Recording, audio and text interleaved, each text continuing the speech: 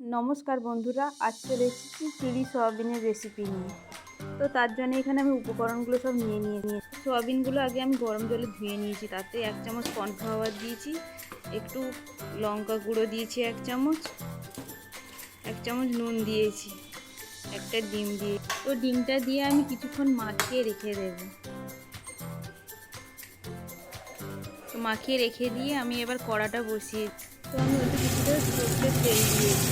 এই তেলটা গরম হয়ে গেছে, আমি সয়াবিনগুলো একটু ভালো করে ভেজে নেব। যদি ডিম মাখানো আছে একটু ভালো করে একটু ভেজে নিতে হবে, তাই আমি কিছুটা সময় ধরে একটু ভেজে নেব, উল্টে পাল্টে একটু ভেজে বেশ কিছুটা সময় একটু ধরে ভেজে নিয়েছি। তো আমার ভাজাটা হয়ে গেছে, এবার আমি তুলে নেব।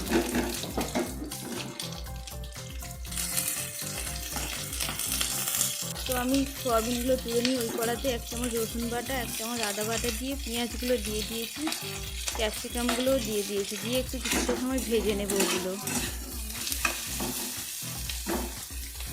তো একটু ভাজা হয়ে যেতে আমি টমেটোটা কেটে রেখেছিলাম, ওটাও দিয়ে দেবো, দিয়েও কিছুক্ষণ ভেজে নেব ভালো করে।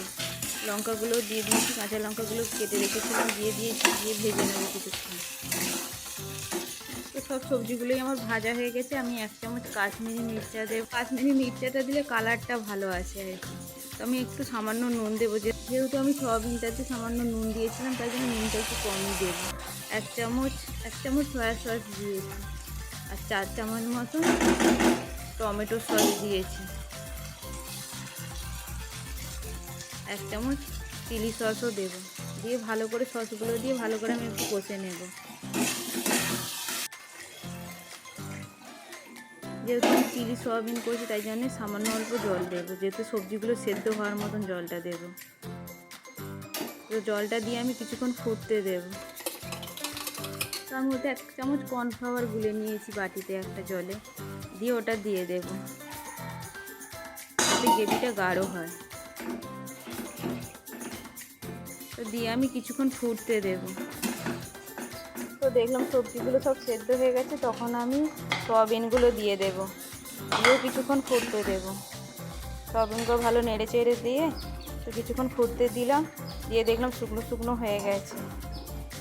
এবার এটা আমি গ্যাস থেকে নামিয়ে নেব।